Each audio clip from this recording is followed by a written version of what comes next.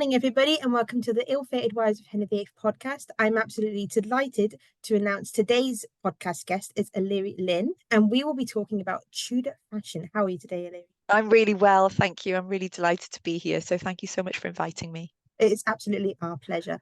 Before we get into what Tudor fashion is and the trends, can you tell me a little bit about what got you into Tudor fashion and what inspires you to educate readers and people don't know all the inside bits about Tudor fashion? Yeah, sure. I think I've always been interested in the Tudor period. It is that, there's so much there to love, isn't there? It's such an interesting, vibrant, scandalous kind of drama of a period. So I'd always been interested in it. And then I think what really got me interested is the paradox of it, because one of my first jobs was an assistant curator at the Victoria and Albert Museum, looking after the textiles and fashion collection, which contained 104,000 items of historic textiles, but very little survives from the Tudor period. And that's the same across museums and collections all over the world. So very little of it survives. And yet it was so important to the Tudors. I think as I learnt more about how important it was to their lives, to their culture, to all of their interactions, it seemed to me like there was an absence. There was a sort of a void there in the story, because it was so important to them, and yet we have so little of it left that maybe our view of it can be skewed, when we walk into stately homes or when we try and imagine what their clothing was like. There's very little, there. So in a way, we don't get the sense of how they were living and how they were seeing textiles and fashion. So I think that's been a driving force for me, is to try and sort of make present, I suppose, what is absent, to try and kind of reinvigorate the way that we can view the Tudors, almost in a way that they might, through their eyes, I guess, is to see how important textiles and fashion was in all of their communication, their love affairs, politics, culture, everything. And I suppose it must be so thrilling for you because we see so many people who are perhaps focused on perhaps the Tudors' relationships or their political strategies and their failures. It must be so exciting for you to focus on something that perhaps isn't seen as important, but of course it is important. I mean, it's how they dressed every day and it's the things that we remember them by. Yeah, exactly. I mean, exactly. When you think of the Tudor monarchs, you think of them through their dress in a way, don't you? You think of Henry VIII and you're imagining him standing there in, his finery with the furs and the codpiece and all the jewels. And Elizabeth I, you're thinking about the ruffs and the farthingales and all of those incredible outfits. Without them, there's sort of different people in a way.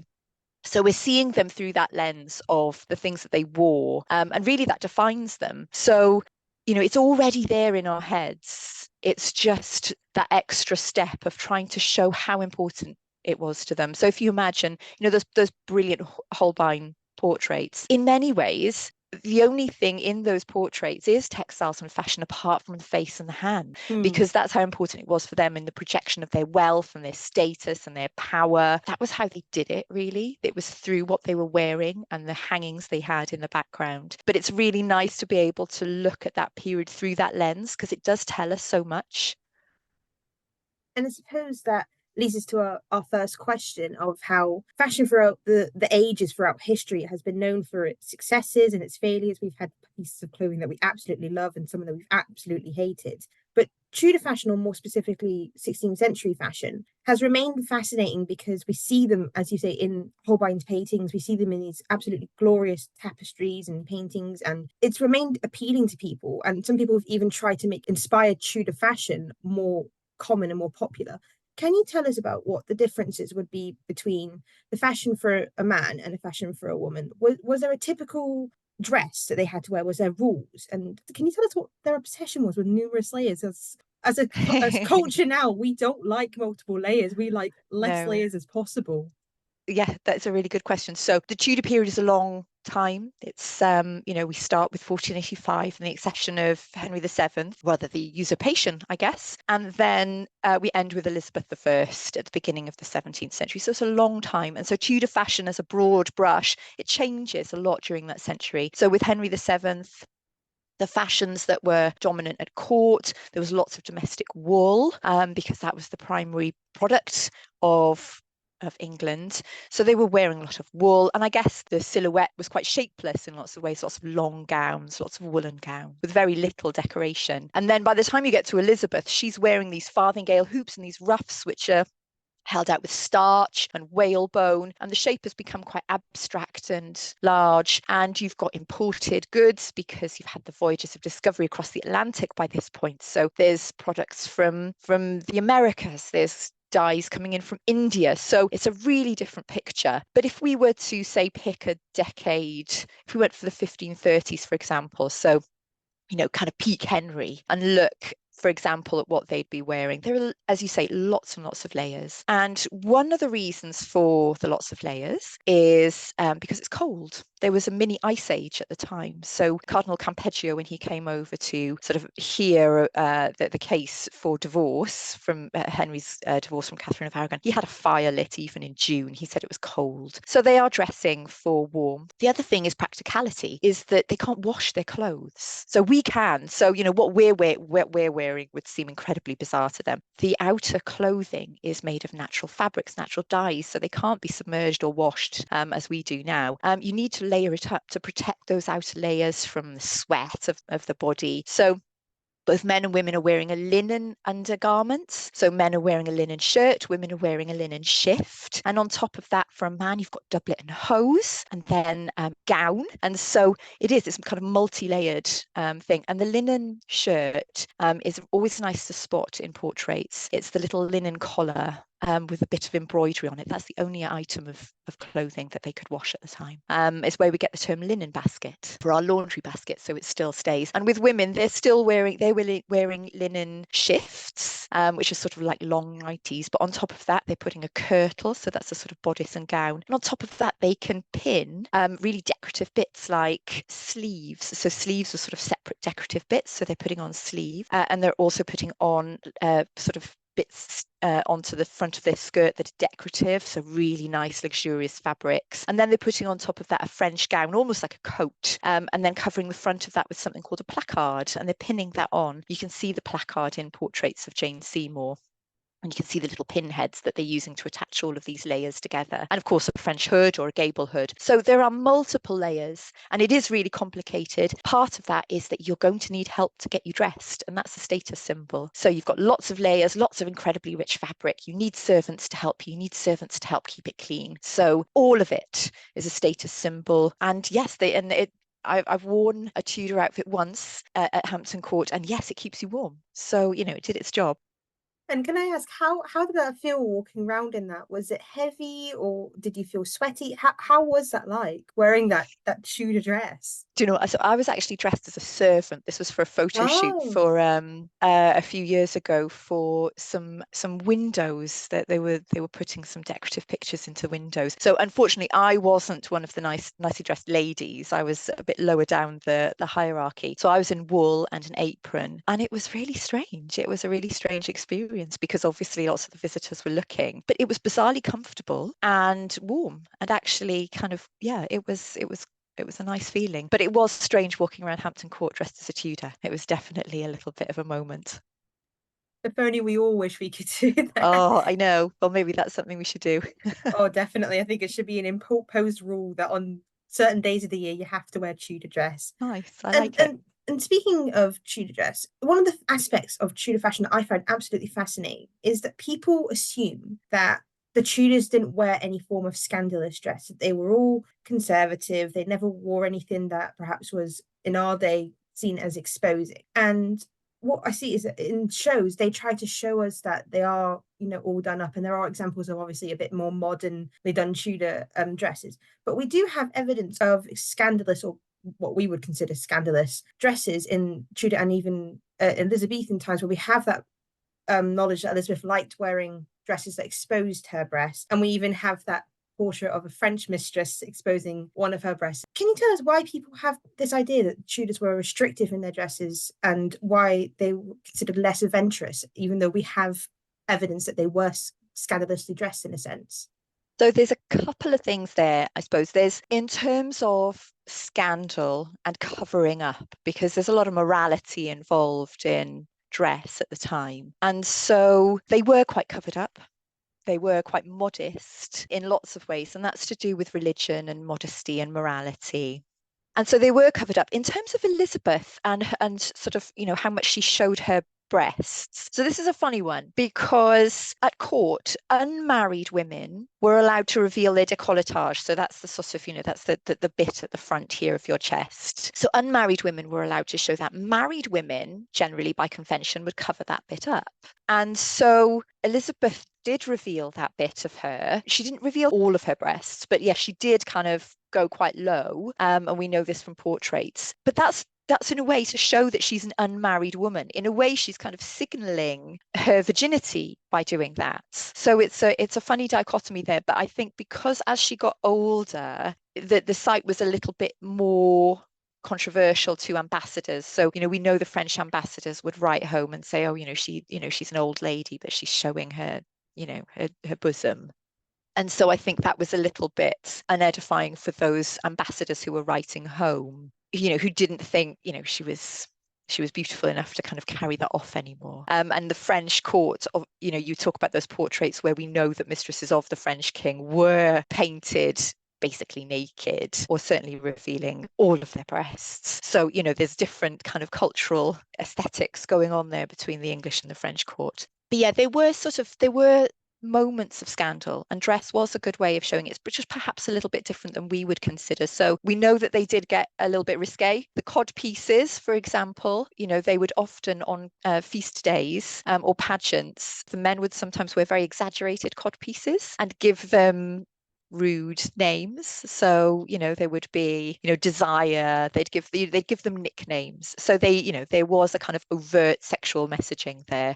That was all kind of seen with a bit of fun. I suppose when Henry VIII and Anne Boleyn wore yellow on the day of Catherine of Aragon's funeral, that was seen as, a symbolic and scandalous colour to wear. So they were making sort of statements through their dress that were considered scandalous to others. We know that the Spanish ambassador was really upset by the way that Henry and Anne were treating the whole occasion of Catherine's funeral. But really, the big scandals around Tudor fashion were about stepping out of their boundaries. So when courtiers dared to wear anything that was even remotely seen as competitive with the king or queen. So that was the big scandal. It was about, were you trying to compete with the king? Were you trying to compete with the queen? And if so, that was a big scandal. It could land you in big trouble. So, there were several charges laid against a number of courtiers who were retained. And one of them was, dressing too finely as if he were a prince. So there were different notions of scandal, but yeah, they were there, and dress was certainly a way in which a lot of these games played out. And in terms of, you talk about the monarch and how you not to compete with the monarch in terms of the dress. Were there rules that were created by the monarch in terms of what was considered fashionable and what was considered, scandalous? Were they dictated by the monarch, or was this a societal based rule? That's a really good question. So it was really important to society as a whole. So from the Middle Ages onwards, you have something called sumptuary law.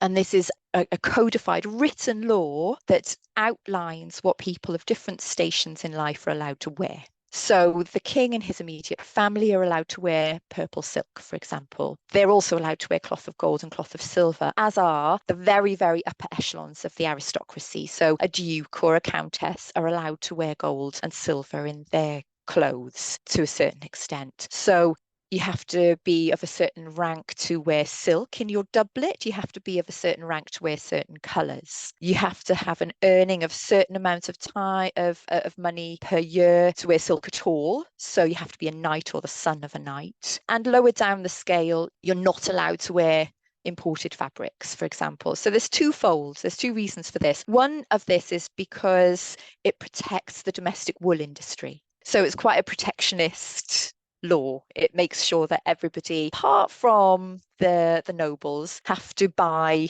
homegrown wool, basically.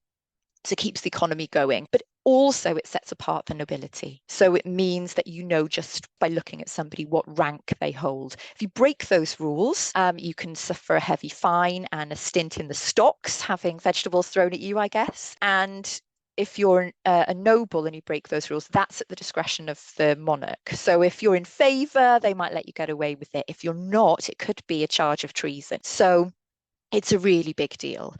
And it was really important to the Tudors because they just had the Wars of the Roses. So lots of competitive factions kind of vying for power. And what the Tudors wanted to do was to put an end to that. So they were really, really hot on maintaining these laws. And it was in fact the first law that Henry VIII passed in 1509 was an act of apparel, as it was called, making sure that everybody kept in line with what they were allowed to wear. And we see with Henry VIII, more specifically with his wives, that they had such a big impact on Tudor fashion. I mean, we see with Catherine, she brings more Spanish-based trends to fashion, whilst Anne Boleyn is more, she's credited for being the one that brought the French trends to court, but it perhaps was Henry's sister, Mary.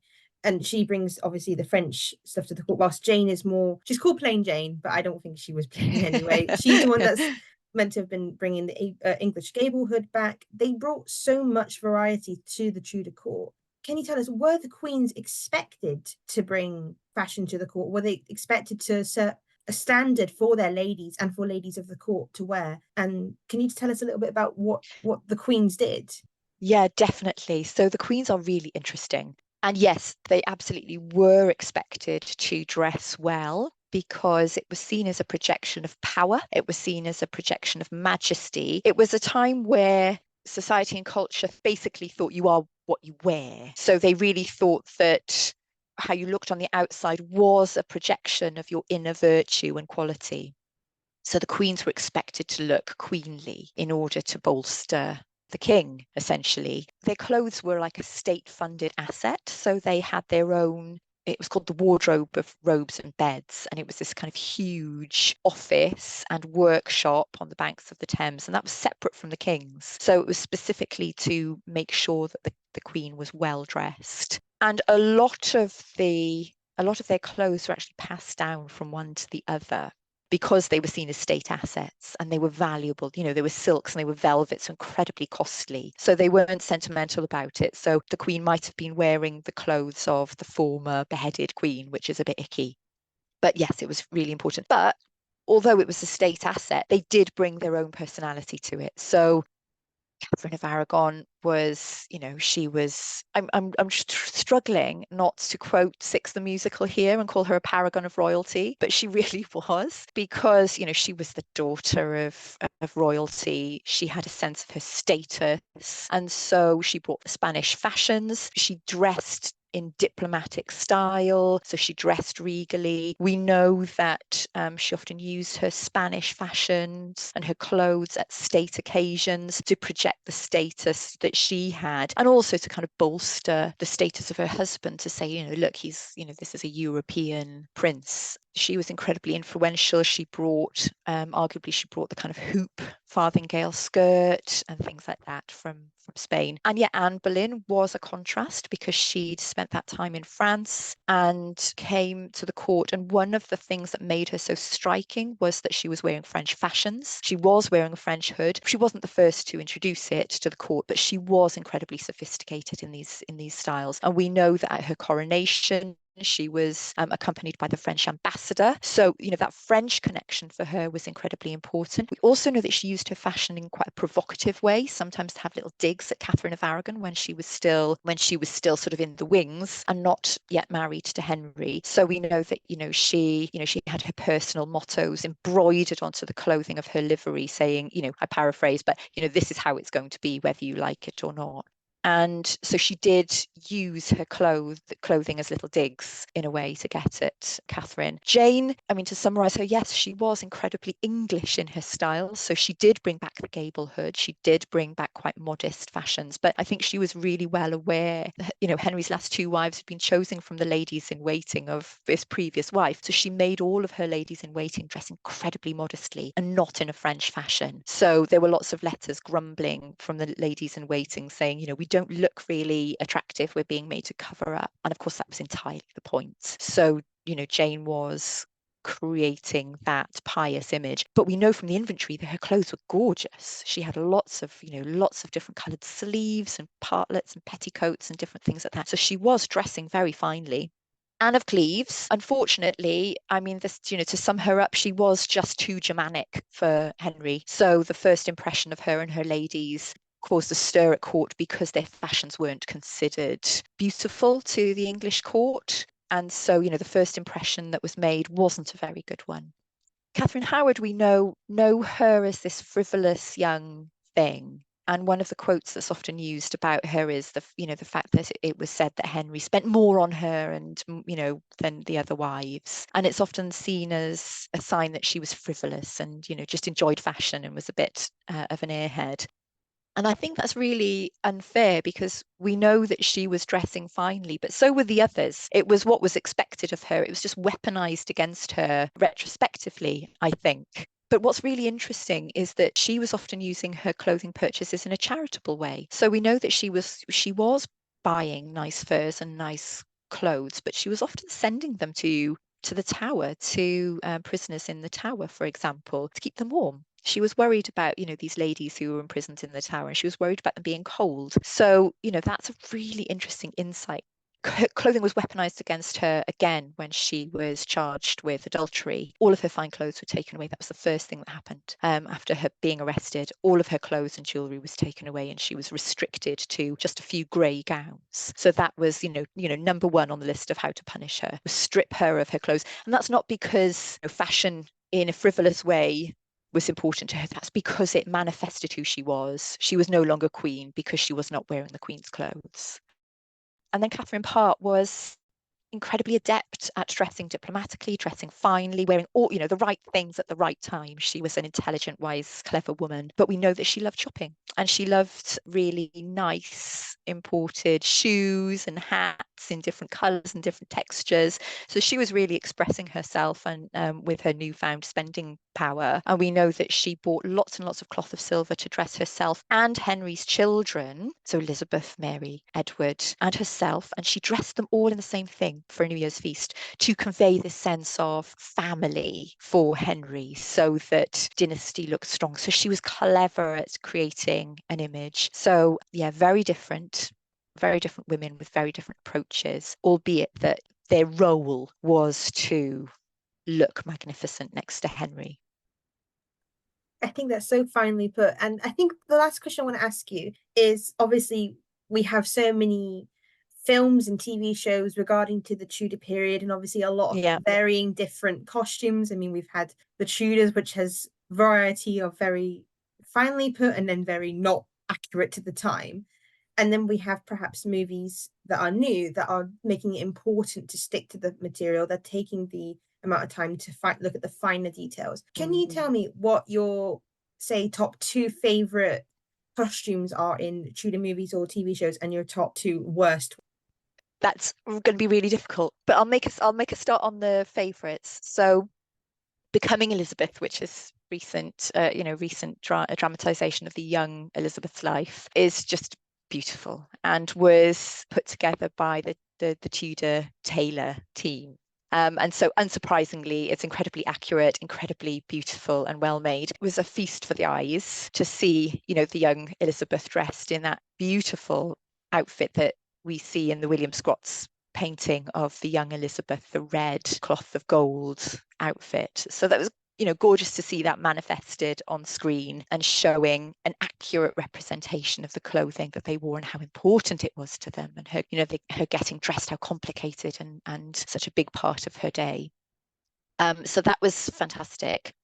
And the films that I really, and programs that I loved when I was growing up, I really loved Elizabeth R with Glenda Jackson and Lady Jane, which, maybe not the most accurate historically, but actually in terms of costumes, I really enjoyed the way that, that projected the time. There was a sense there that they were trying to get things right. And then more recently, I guess, they've been trying to capture more of the spirit of the age rather than accuracy. So film, guess with Mary, Queen of Scots, and a little bit in the 90s with Elizabeth with Kate Blanchett, they were using a bit of artistic license to express a little bit more. If Becoming Elizabeth is my favorite for accuracy and sumptuousness, then the Tudors is, in terms of accuracy, that's, down the bottom. You asked for the best and the worst. But having said that, so the moment that jars most in terms of accuracy is when they have the young Henry coming in. He's just wearing a leather doublet, like a kind of open waistcoat. He's not wearing anything underneath it, no shirt. He's come from playing tennis and he's wearing this doublet.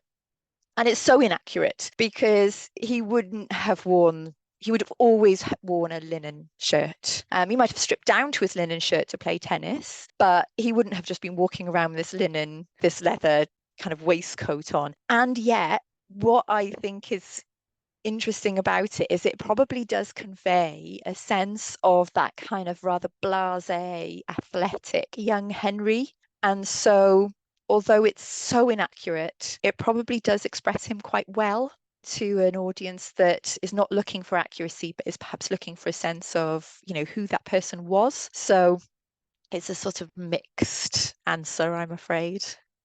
Oh no, I absolutely agree, because I think when it first came out, everyone was so obsessed with it. It's the drama, it's the Yeah. excitement. And I suppose the costumes did play a part, because if you look at Anne Boleyn, she was dressed perhaps in definitely not Tudor clothes with her bosoms coming out of a very see-through dress, but it played the part of it. And I suppose that in a way they've utilized the costumes to symbolize what we think of the wives in a way. Obviously, Yeah. Anne wasn't an adulteress. She never did any of the crimes she was said to have committed, but yet that's what we think of her. And that's why it's Yeah. reflected. And I suppose that's why I love that you've brought that up, because I quite like the Tudors, not for the accuracy, but for the way that it makes you think about the Tudors.